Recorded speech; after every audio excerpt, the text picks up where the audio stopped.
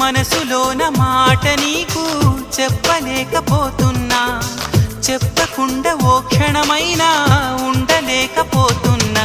ఎలా చెప్పనమ్మా నాలోని